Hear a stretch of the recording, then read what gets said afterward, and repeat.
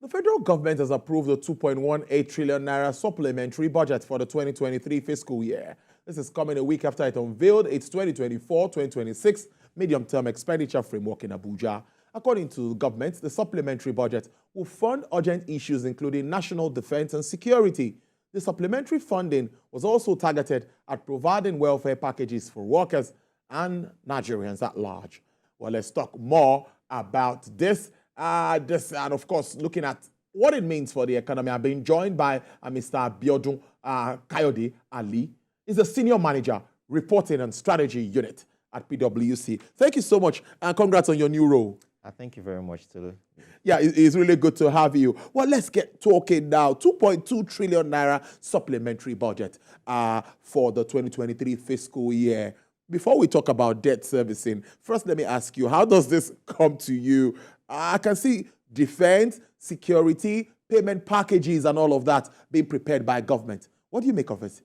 Okay, so I think given the circumstances, given the things that have been transpiring ever since the new administration came into power, we've seen situations whereby the labor union have threatened to go on strike at several instances, and given the high cost of living currently that individuals are going through, and also the challenges with respect to security, there was a need for this supplementary budget. Though you might want to consider that how much time do we have for the year to actually come to an end, right? But the expectation is that this would probably continue into the implementation of these budgets will probably continue into the first quarter of 2024. But I think given the circumstances and given the promises that federal government has actually made to labor with respect to the palliatives or the interventions, if I can use that word, the interventions with respect to the salary award, I think it was quite necessary, considering the fact that Nigeria has actually gone borrowing about $800 million received from the World Bank, which was expected to be used for doling out, I think, about 25,000 naira to about 15 million vulnerable individuals, yes.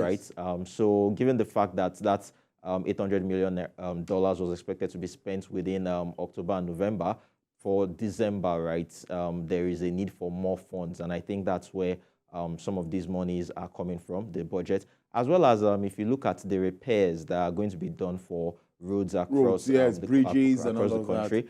Even the Third Mainland Bridge that will be under repair starting from today, right? So most of these projects actually require funds. So it's quite understandable that the government is requesting for an additional 2 trillion naira to actually fund its project for this period. So I think it's reasonable, but given the short space of time, I think it's something that, like I said earlier, something that will probably continue with respect to implementation into the coming year.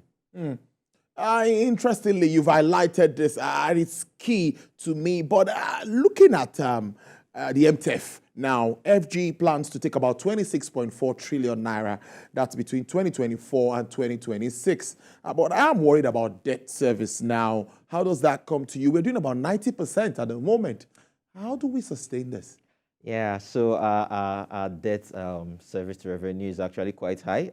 It's scary. It's really high, and I think it's a cause of concern. Even the current administration, I remember when the coordinating minister of the economy when he came in, I think one of the things he made mention of was trying to find a way to source for revenue internally. Yes. But the honest truth is that before you actually get that revenue internally, a lot of activities and a lot of time, it will take more time, right, compared to requesting for funds from international organizations, right?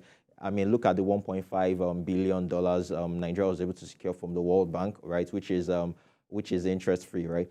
So yes, there will be need for borrowing, for more borrowing. You can't rule that out. But I think one thing that will be critical is that at this point in time, it's very important that the government is able to give account on how it's actually utilizing these monies.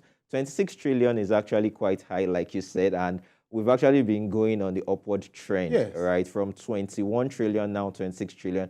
But you know the interesting thing, Tolu? The interesting thing is that if you look at it in dollar terms, it's actually lower than the 21 trillion we had, because we're moving from an exchange rate, an official exchange rate of about 460 naira to the dollar. We're moving to about I think it was about 700 naira to the dollar that was stated in that MTEF framework. But currently, if you look at, which would take us to the assumptions, if you look at what the dollar is trading officially, the naira is trading officially now, it's currently trading somewhere around the range of 900 naira to the dollar, right? So by the time you make that adjustment in dollar terms, would you believe that in 2023, the budget was somewhere within the range of about 40-something billion dollars, but with this 26 trillion, it's somewhere within the range of $20 billion, right? So it's still not that much, right? If you now want to take it to the budget expenditure per capita, that's when you now divide by the population, you will realize that for the 2023 budget, every individual was almost getting like about $200, right? But currently, with this 26 trillion naira, every individual would probably be receiving an amount of about $150, right? If you compare this figure with other countries like South Africa are doing $2,000 per individual. Kenya is doing somewhere within the range of about $400 per individual, and Ghana, our neighbors here, they are doing somewhere within the range of $700, right? So the 26 trillion naira might sound like a lot in naira terms, but it's not that much when you look at it in dollar terms. But you're quite right. Where would the money come from? Nigeria will have to do a lot of borrowing at this point in time, and I think I've seen it somewhere in the news where the federal government is requesting for about $7 billion for this medium-term expenditure framework, right? So yes, a lot of borrowing would need to be done, but the most important thing is what exactly are you going to be using the money for, and how can you measure the performance? What will be the key indicators that you're going to be using to measure the performance or the outputs of what you use this money to invest? Because at this point in time, Nigeria actually needs to be very deliberate on its spending, and you can understand what are the key areas that we need to focus on. Security, like you said at the opening, is one of the key areas that the government is looking at, and that's quite key because security deals a lot with how individuals are able to comfortably carry out their economic activities. It deals a lot with even the signaling that you are giving to investors, foreign investors, right? Do they see the environment as a place whereby they are eager to come and do business, right? And if you consider the fact that a lot of these foreign investors, all they just need to do is just listen on the news about a form of insecurity that is going on in a region of the country, and they believe that it's probably affecting the entire region, right? So I think that's quite key, and you can understand why security is actually taking a huge chunk of that expenditure, right? Then you want to look at critical infrastructure such as the road. I mean, think about it. A lot of commodities have actually been destroyed. Individuals trying to move things from one region to another, even farmers trying to move agricultural produce from where they are being produced to where they are going to be consumed, right? A lot of these things they end up being wasted, right, on the road. Or you see business owners, right, incurring lots of cost just in transporting things as a result of the bad roads, or even laborers, right, individuals trying to commute from one place to the other. I mean, thanks to the repairs that the government has done, the Minister of Works with respect to patching the Third Mainland Bridge, it used to the take traffic a lot was of time. Really, ahead of it. It used to take a lot of time, but applying that road and seeing how smooth things are, right? So these are some of the important projects that needs to be done, right, now to stimulate activities, because the budget in itself, right, the budget itself is a fiscal tool that is meant to act as a stimulant, right, to increase and expand activities. So I think it's quite important that government is able to tie the outcome of whatever project or whatever critical infrastructure is going to be investing this money in. That's my take on this. But let's talk about looking inwards now to raise funds. You know, I've also been interested in that, and we think that government would one way or the other want to look inwards. But how well can we raise funds? Talking about, is it IGR now, looking inwards into our exports, or what available options do we have? Well, I know for a fact as a tax person that the first thing that always comes to mind, there would always be taxes, right? Yeah. But apart from taxes, government has options on the table, right? Some of the options it has on the table has to do with divestment, selling of some of its assets, right? There are some of its assets that can be better managed by the private sector, and there's been lots of talks about government willing to sell some of its assets, right? A very good example is the refineries that are currently being held by the Nigeria National Petroleum Company, right, Limited, right? If you think about it, I'm sure you must have heard in the news about how Nigeria has actually spent trillions of naira in trying to refurbish the refinery, but yet it hasn't refined a single oil in a long period of time, right? So I think some of these assets actually need to be sold to generate the needed revenue. Then also, government can also sell things such as licenses, right? Look at the telecommunication licenses that were sold. Our government was able to earn a lot through that. Then if you want to look at taxes, I know the most of these international organizations have made reference to taxes. Even if you want to look at taxes, I think one thing that is quite key is you being able to look at taxes that are probably more like on ostentatious goods, right? Taxes that won't impact on the poor, because taxes on items that are not basic, right? Things that one can do without, right? I think that could help to a reasonable extent. But more importantly for me, even if you want to look at the area of taxes, the most important thing is it's all about growing the pie. It's more about growing the ability of individuals to pay taxes, right? By stimulating their own activities. So what I would say is that government will still need to make some amount of investment, right, before it considers that area. So these are some of the options that I will be looking at.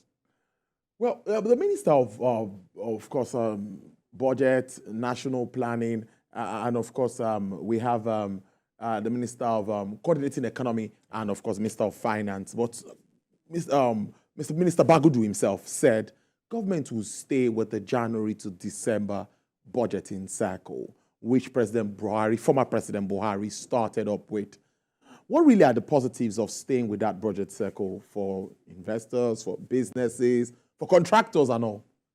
Well, I think one of the major things it does is that it helps in planning, right? It helps in planning and arranging and organizing oneself, because one thing we've like you rightly said, Buhari was able to bring it back on, former President Buhari, and it was quite good because it helped with a lot of planning, right? Businesses that will be picking up some of these contracts, they would be making their plans ahead of time. And some of these things actually require the funds to be disbursed, right, before implementation begins. And you don't want a situation whereby you go into some of these projects that are being said that will be carried out. You've given the hope to people, to businesses that will be carrying out the project, then all of a sudden there are no funds, right? So those things begin to stall. Or maybe look at this transition phase, right? If things had not happened at the right time that they ought to have, you would have seen a situation whereby most of these budgets, most of these funds will be released later during the year, and it will kind of affect businesses generally. To affect businesses, it will also affect individuals.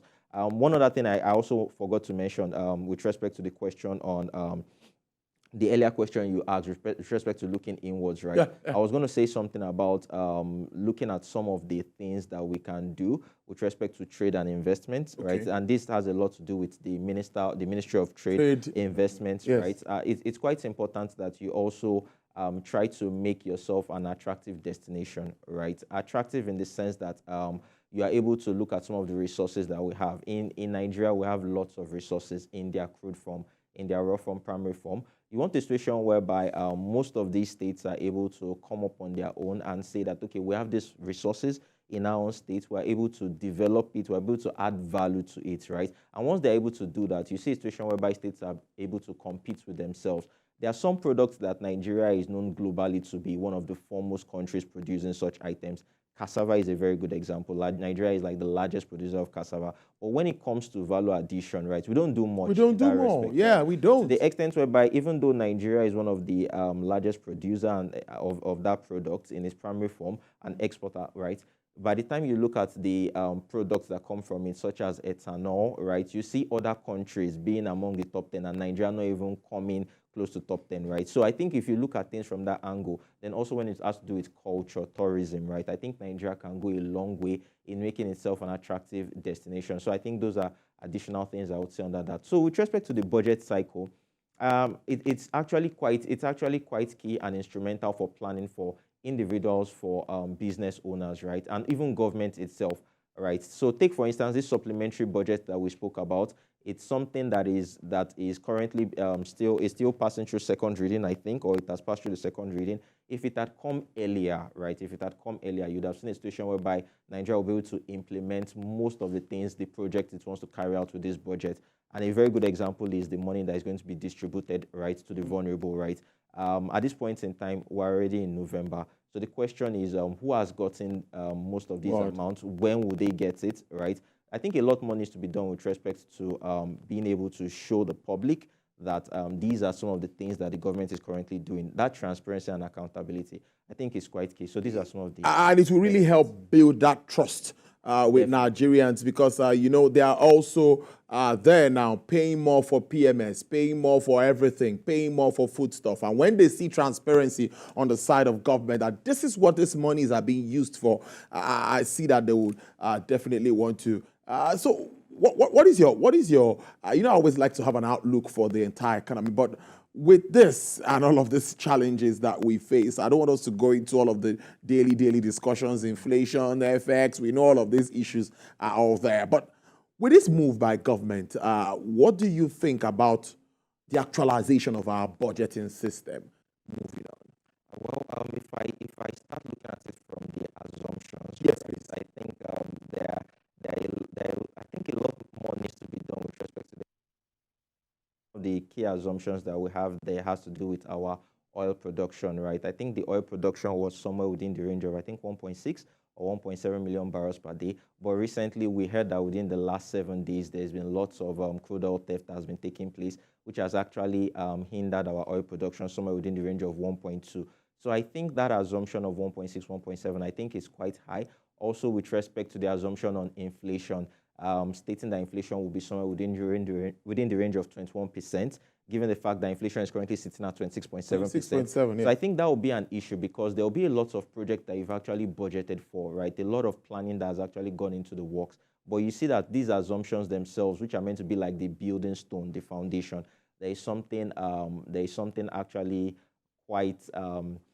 quite wrong with them. So I think what would be my expectation? My expectation would be that when the actual appropriation bill is coming out, I think there will be a need to look critically at these things, even the exchange rate. I think it's quite key that they look at these things before coming out with the final figure for 2024. Otherwise, the budget might end up the government might end up finding itself in a position whereby it might actually have to borrow more, or it might actually have to raise more supplementary budgets, right? That will be quite high at this point in time, which is not what we want, right?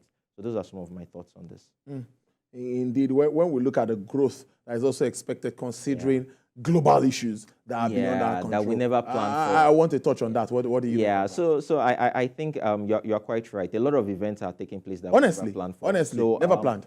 So I think we need to be a bit conservative. I think the growth of about 3.7 that was being shown there, I think that's quite high. I think we need to be a bit more conservative, right? So 2.8% is what PwC projects for this year, and it's also what the World Bank sees. So I think that growth rate of 3.7 probably needs to be revised a little. So like I said, most of these assumptions probably need to be looked into, right, for us to get a real feel of exactly what to expect in the year 2024.